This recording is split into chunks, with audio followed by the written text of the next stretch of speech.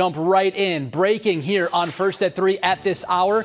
Nebraska lawmakers just resumed the debate on LB574 down at the state capitol. That is the controversial bill to ban gender-affirming care for minors. This is the final reading for the bill, but it has an abortion amendment attached to it. Remember, a 6-week abortion ban failed to advance by just one vote earlier this session. So this is a very intricate bill, add in the complexities of the state legislature, and quite frankly, you get a very confusing situation. To try and simplify matters, I want to welcome in Brian Mastery live from our newsroom here at this hour. Brian, we expected this to be a very long night down at the state capitol, but things are literally changing by the minute. Right, Dave. We expected it would be a late night, but debate started just a few minutes ago, surprisingly early. It was supposed to go around 7 p.m., last for a couple hours. Instead, the 2-hour debate will end, by my account, at 4:40 this afternoon. Remember, this bill is being filibustered, as every bill this session. So the first true test will be if 33 senators vote to end that filibuster, essentially ending the debate for the round.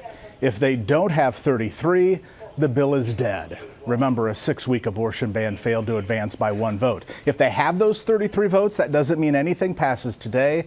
The bill just lives to see another day. At the very minimum, a final vote wouldn't happen probably until the next couple of days. All right, so let's go a bit deeper into this subject matter here. Brian, what exactly is in these two controversial bills? All right, let's start with the proposed ban on gender-affirming care for minors. That's the reason for the session-long filibuster. Remember, Senator Michaela Cavanaugh of Omaha said it was ridiculous her conservative colleagues were pushing an agenda infringing on the personal health care decisions of folks. The original bill, LB574, is a ban on gender-affirming surgery on minors, which is rare, by the way, in Nebraska, as well as hormone therapies and gender blockers. But clearly it doesn't have enough support because the original sponsor, Senator Kathleen Kauth of Omaha, added amendments of her own to her own bill, which seems to be a watered-down version of the original that would only ban surgeries. But here's where opponents call it, in their view, a sleight of hand, and really a total ban in their view, because tacked into that abortion bill that's attached to this is a section that allows Nebraska's chief medical officer to unilaterally decide what's allowed and what isn't when it comes to hormone treatments and gender blockers, meaning right now an ear, nose, and throat doctor appointed by the Republican governor would make the call if that bill passes. Yeah, and Brian, finally here, how's this abortion ban amendment different than the original one, which failed just a month ago? Well, we'll walk you through that. So the 6-week ban, as we said, failed by one vote. Republican Senator Merv Riepe of Omaha said it went too far. It was like a total ban.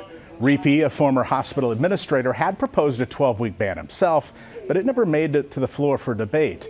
This amendment is a 12-week ban, but opponents say it's simply not the same. For example, there are no exceptions for fetal anomalies. There's no clarity for exceptions of the life of the mother, and nothing that removes existing criminal penalties for health care providers. No doubt, many in the Republican majority believe passing bills on these two issues would help salvage this session among their voters.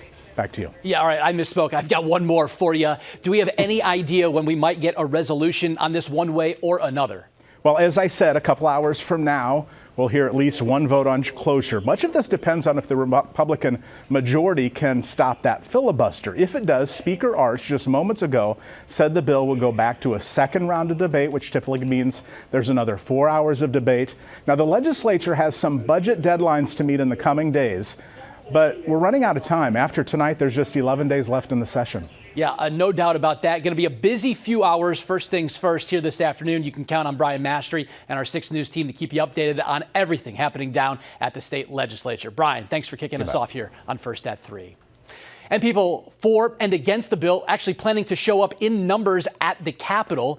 The ACLU is gathering people for the bans of off-bodies protest. It starts at 5:30 tonight. Medical providers, trans Nebraskans, and others will all be speaking at the rally. And then the Nebraska GOP is calling for supporters of the legislation to come out to back Senator Kathleen Kauth.